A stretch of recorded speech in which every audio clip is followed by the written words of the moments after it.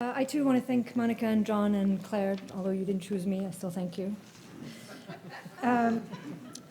What is the relationship between architectural history and history at large?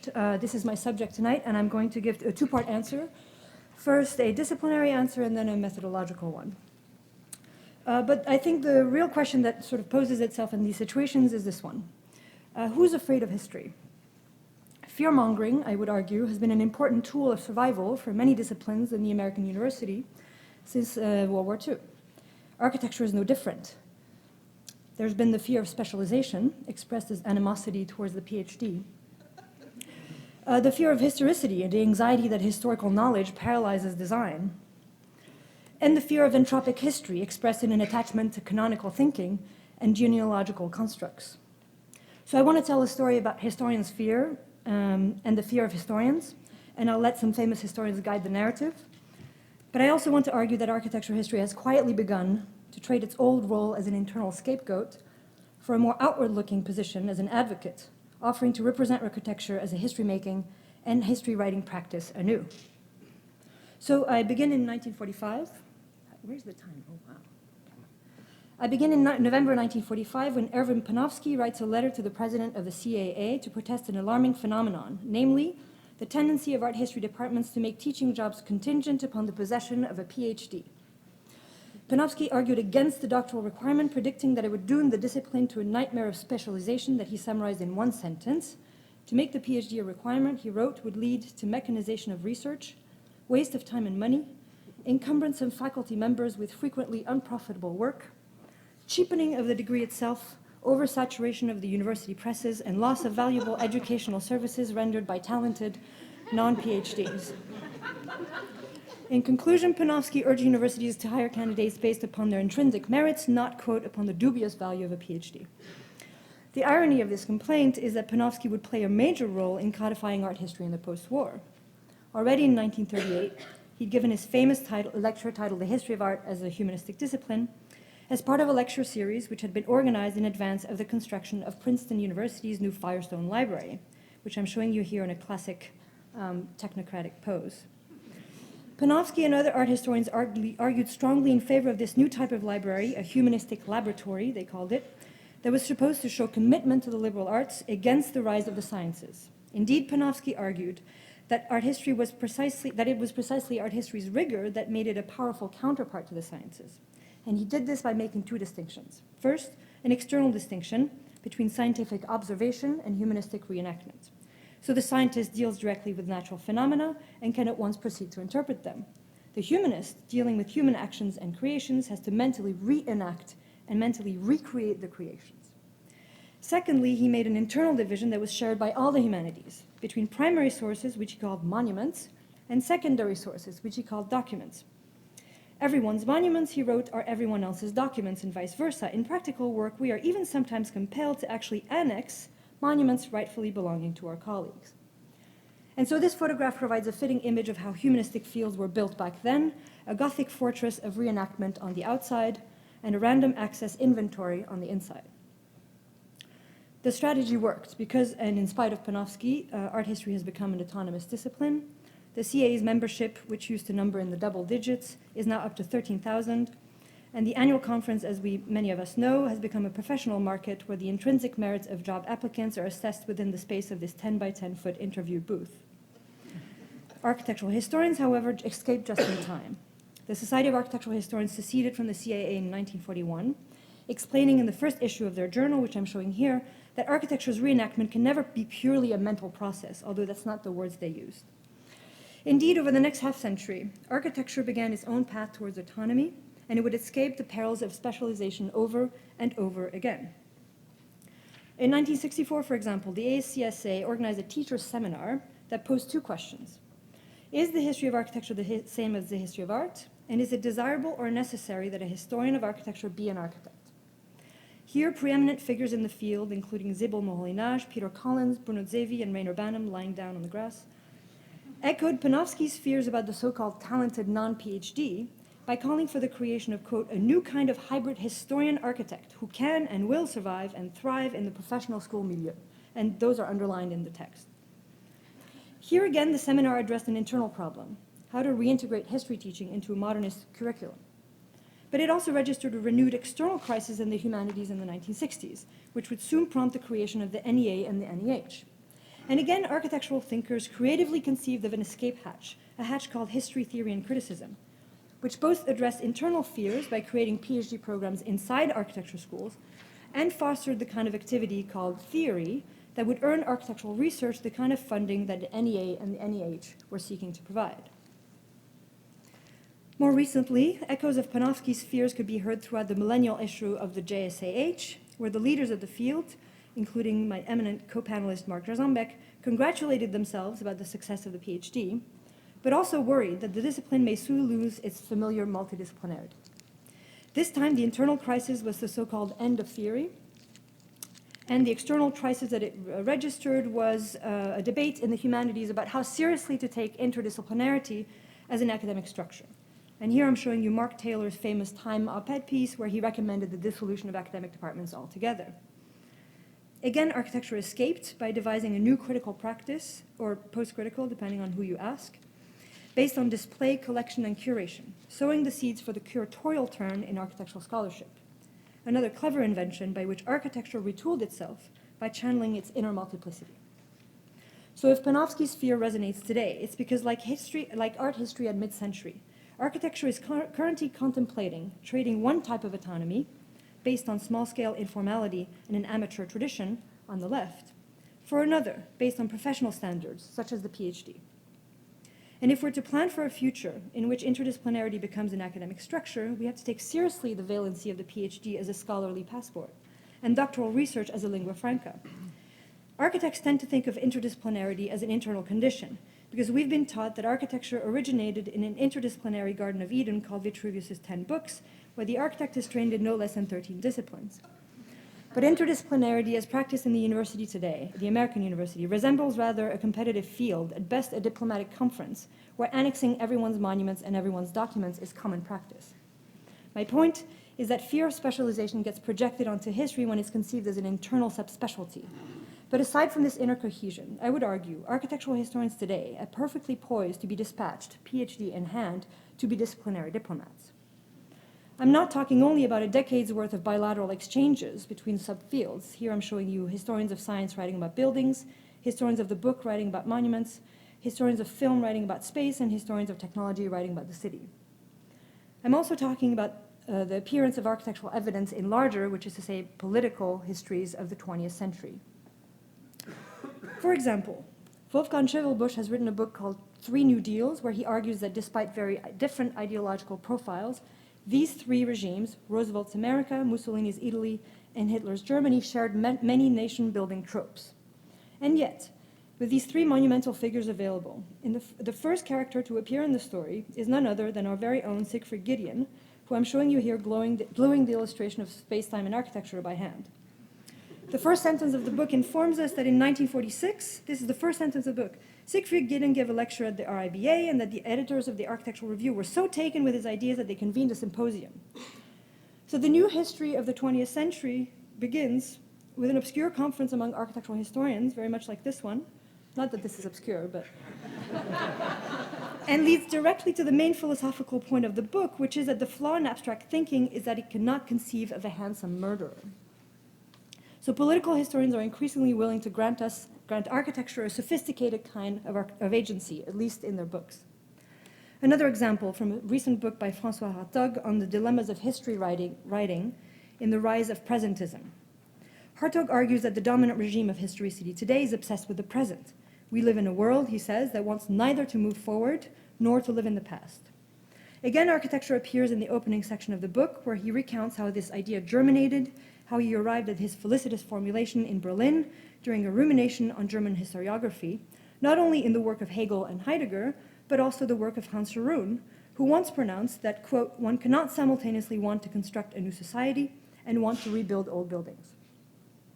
So we may read this statement as a polemic, that he's advocating modernism, but Hartog also reads it as a historical commentary, that Scharoun correctly diagnosed that post-war German society did not, in fact, want to build a new world. What is jarring in these two examples, historiographically, is that they upset the expected hierarchy between general history and specialized history, between what used to be called micro and macro history. The expectation that Gideon is most operative when he's writing his deeply flawed history of architecture, not when he's critiquing political regimes. The expectation that Sharoun is first and foremost an expressionist architect, someone who needs expressionist form to express himself before he can be a historical observer. In short, the expectation that architectural history belongs first to architects and only secondly to the world at large. And yet, when it comes to theorizing this new all-powerful present, architecture has a very clear advantage indeed, since the environment is its primary medium.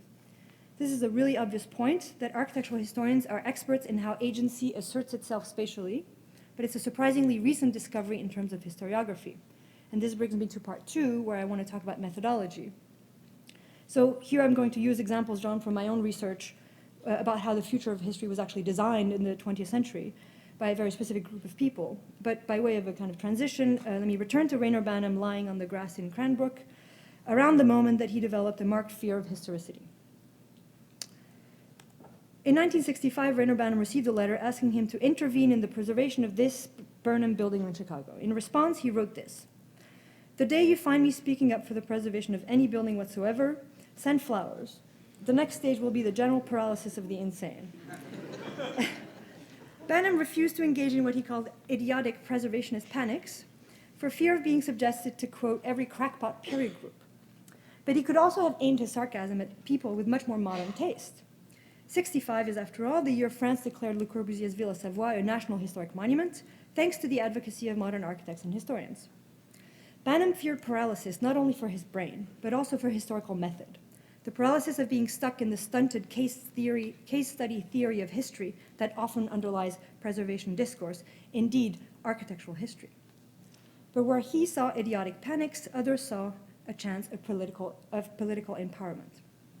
Already in 1963, modern architects had joined forces with urban activists to protest the destruction of Penn Station. So Philip Johnson in the suit is joined by Jane Jacobs in the white gloves. Architects also took part in the 1965 White House Conference, where the phrase World Heritage was coined. This 3-year period is bracketed on either side by major legislation in France and the US to extend protection to entire urban districts, the 1962 Loi Malraux and the 1966 National Historic Preservation Act. By 1972, the World Heritage Convention signed joining sites of natural and cultural heritage. This timeline is rapidly being historicized as a heroic period of conservation, when a new consciousness of historicity overtook the architectural profession. The narrative goes that a single protective boundary was progressively enlarged by sheer force of activism to include increasingly larger portions of the world. And so, in spite of Banham, and in some ways also because historians like him refused to get involved, historicity has been paralyzed not only in time, but also in space. No less a modern authority than Rem Koolhaas recently remarked on this spatialization of history, concluding that, quote, preservation is overtaking us. Koolhaas's critique is that preservation's heroic politics of expansion came at the price of a total loss of agency, that if history is an expanding territory, architects are the native inhabitants. They didn't cross the border crossed them. And indeed, political agency in this story looks different at the micro-historical scale than it does at the macro scale, where it belongs on a much longer political timeline and a much broader geographic frame. The design of the World Heritage logo, for example, combines the shield created in 1954 for the Hague Convention with the 1948 symbol for the protection of nature.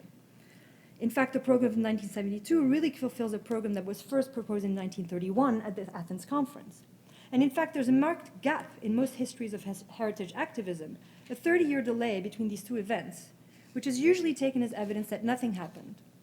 Or anyways, that preservation agendas were entirely foiled by the combined destructive effects of war, modernism, and modernization.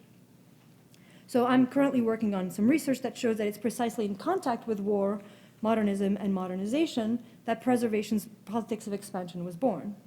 This project chronicles the rise of what I call monument diplomacy, an intricate network of committees and agencies that was formed within the League of Nations, then the Allied military government, and eventually UNESCO, to create the global network of cultural spaces that we now know as World Heritage. So, motivated by successive threats of destruction, these committees created a series of contingency plans planning the future of history. So monument diplomacy is not only a timeline of conventions, it's also a global design project that unfolded in a steady rhythm of international conferences and catastrophic events. And here I'm showing you a plan of Venice, made in 1943, to indicate which monuments should be avoided by Allied pilots in the event of Allied bombing. I'm giving you this brief overview to make a double methodological point. First of all, that the shape of destruction imposed specific constraints on the shape of history. In each decade, one destructive scenario dominated the political discourse with its own spatial morphology and material logic. In the 1930s, it was the perceived threat of destruction from below that led to the internationalization of monuments. In the 1940s, the threat of destruction from above created an exploded historicity matched with an ethic of contingency. In the 1950s, it was the fear of obsolescence that fueled the modernization of historic buildings from within. In the 1960s, the threat of destruction from without created an image of modernity as engulfing the past and a conception of heritage as shaped into islands of history. The second methodological point is that the political content of this expanding boundary had to keep being recalibrated. The expression from below referred both to the barbarism of hypothetical vandals and the overgrown state of most monuments. Similarly, obsolescence, explosion, and engulfment were conceived both as societal ills and as tectonic conditions.